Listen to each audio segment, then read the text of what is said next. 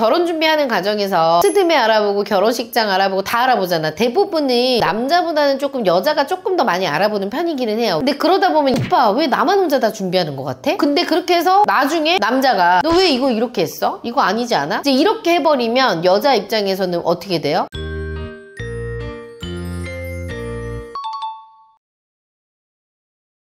대표님 최근에 이 뉴스 기사 보셨어요? 뭐예요 이거? 아, 나 이거 봤지. 근데 이런 기사가 참 신기하게도 파운이 진짜 늘고 있어요. 이상해. 어찌 보면 이 기사들은 결혼을 많이 하고 있다 이런 기사들이잖아. 그만큼 파운도 늘어나고 있는데. 파운이요? 결혼이 증가하는데 파운이 왜 늘어나는 거예요? 결혼이 늘어났다는 거는요, 그만큼 많은 커플들이 결혼 준비라는 걸 이제 하는 거잖아. 이 결혼 준비라는 거대한 압력 테스트에 들어간 거거든요. 근데 그 거대한 압력 테스트를 견디지 못하고 커플들이 헤어지게 되는 거예요. 사람들은 사랑하니까 결혼한다고 생각을 하지만 저는요, 어떻게 얘기하고 싶냐면 내가 진짜 결혼 준비를 해봐야 이게 진짜 사랑인지 가짜 사랑인지 확인할 수 있다. 이게 너무 중요한 거예요. 결혼 준비하는 사람들은 식장 들어갈 때까지 알 수가 없다. 얘기하지 말아라라고 얘기하거든요. 그래서 왜 이렇게 예비 부부들이 파혼이 늘어나고 있는지 이 현실적인 이유에 대해서 세 가지로 이야기할 건데요. 순위별로 한번 이야기해 보겠습니다. 3위입니다. 본성입니다. 대한민국 이혼 사유 1위가 뭘 것 같아요? 돈 문제 때문에 그러지 않아요? 무슨 차이라고 얘기하잖아. 성격 차이. 성격 차이입니다. 이게 항상 압도적인데 이 성격 차이라는 게 뭔가 애매하지 않아요? 바로 이게 뭐냐면 위기 대처 능력과 문제 해결 방식의 차이인 거지. 그래서 결혼 준비를 하면서 이 첫 번째 본성이 드러나게 되는 거야. 결혼 준비하다 보면 부딪힐 수밖에 없거든요. 그래서 이 본성은 첫 번째 위기 상황 속에서 투명하게 보여집니다. 이게 어떻게 보면 사회적인 원인이 될 수 있는데, 과거의 결혼은 엄마 아빠 시대는 어때? 참고 견디는 거, 이게 미덕이지. 무조건 참았어. 근데 지금의 결혼은 어때요? 함께 문제를 해결하는 동반자의 관계라는 게 명확해. 너도 반 나도 반, 그죠? 근데 결혼이라는 첫 번째 공동 프로젝트에서 회피하거나 독단적으로 행동하거나 상대를 비난하는 모습을 볼 수 있잖아, 준비하다 보면. 그러면 이제 어떻게 해요? 아, 얘랑은 함께 할 수 없다, 동반자로. 합리적인 판단을 내리게 되어 있죠. 예를 들면 이런 거죠. 결혼 준비하는 과정에서 스드메 알아보고 결혼식장 알아보고 다 알아보잖아. 대부분은 남자보다는 조금 여자가 조금 더 많이 알아보는 편이기는 해요. 왜냐하면 드레스도 입고 이래야 되니까. 근데 그러다 보면 예민해지다 보면 오빠 왜 나만 혼자 다 준비하는 것 같아? 라고 생각할 수 있거든. 근데 그렇게 해서 나중에 남자가 너 왜 이거 이렇게 했어? 이거 아니지 않아? 이제 이렇게 해버리면 여자 입장에서는 어떻게 돼요? 아니 내가 원할 때는 같이 해주지 안 해놓고 지금 와서 뭔 소리야? 책임을 떠넘기려 한다, 이렇게 생각할 수 있죠. 하다 보면 좀 의견 충돌이 있을 수 있는데 상대 입장에서는 가전제품 살면서도 LG 할까 삼성 할까 뭐 두 개 때문에 고민하는 거 있잖아. 근데 이런 작은 것조차도 좀 예민하게 반응하시는 분들이 있잖아요. 거기까지 이해할 수 있는데 화를 막 심하게 내거나 그러면서 아 됐어 이러면서 대화를 차단해버린다. 이러면 이제 어때요? 결혼 준비하다가 아 난 얘랑 진짜 못 살겠다 생각 드는 거죠. 그러니까 이런 사람하고 내가 50년을 어떻게 살지? 이런 생각을 하게 되는 거고, 여러 가지 문제들이 왔을 때 내가 얘랑 어떻게 해결할 수 있을까 이런 막막함과 답답함이 이제 몰려올 수도 있는 거죠. 그러면서 전에 지나갔던 일들이 이제 떠오르는 거야. 아, 얘 이때도 이랬지 저때도 저랬지. 아, 안 되겠다. 계속 이제 안 되겠다는 생각이 더 많이 드는 거죠. 그래서요, 결혼 준비는 어떻게 보면요, 최고의 파트너를 찾는 과정이 아니라 힘들잖아. 어찌됐건 결혼 준비 과정이 최악의 사업 파트너를 걸러내는 마지막 필터일 수도 있다는 거죠.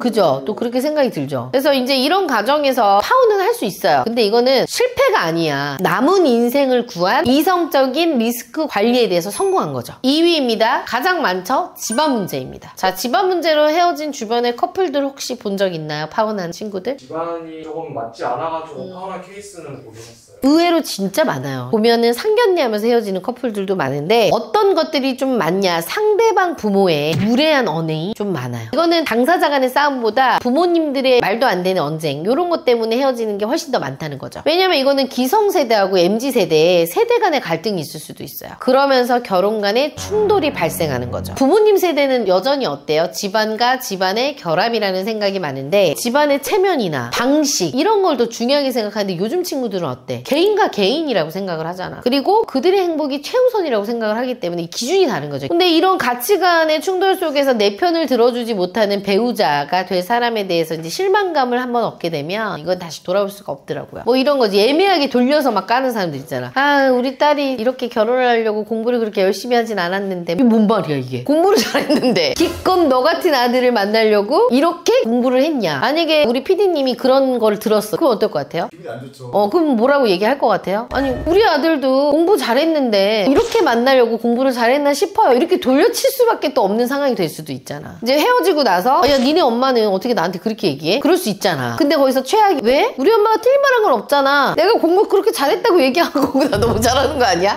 이런 건 잘해. 이렇게 해버리면 어떡해? 한방 언니한테 가면 결혼할 수 있나요? 물론이죠. 1대1로 꼼꼼하게 관리해주고 철저하게 객관화를 할 수 있는 피드백을 주고 매니저가 딱 달라붙어서 어떻게 해야 할지 컨설팅해주는 전문가를 찾아오세요. 한방 언니가 함께 고민하고 도와드리겠습니다. 아, 나 이 여자랑 살다가 완전히 시어머니 편에서만 서서 얘기하겠구나. 이런 생각이 강하게 이제 더 드는 거죠. 대망의 일입니다. 바로 머니, 돈입니다. 이거는 SNS가 만들어낸 상향 평준화의 비극이라는 말밖에 사실 할 말이 없네요. 왜냐하면 최근 신혼부부 통계를 보면요. 내 집 마련 비용이 결혼 비용을 하는데 거의 70에서 80% 차지해. 연애 때의 낭만이요. 이 거대한 숫자 앞에서 어떻게 와르르 무너지는 시기가 이제 오는 거죠. 감정의 영역에서 생존, 같이 사는 영역으로 전환이 되는데 집을 구하다 보면요. 과거에는 엄마 아빠들 단칸방에서 시작했어 진짜. 그 말이 통했지만 지금은 어때? 너무 멋있는 오빠야. 서울대 나온 오빠고 막 연봉도 1억인데 누구야? 오빠한테 보증금 1000만 원만 있다. 오빠만 믿고 따라와. 자, 어떡할 거예요? 할 수 있어요? 저는 못해요. 직업을 봐야 되지 않을까요? 직업도 뭐 그냥 일반 회사원 다녀 회사원. 쉽지 않을 것 같아요. 쉽지 않을 것 같아요. 20대인데 지금.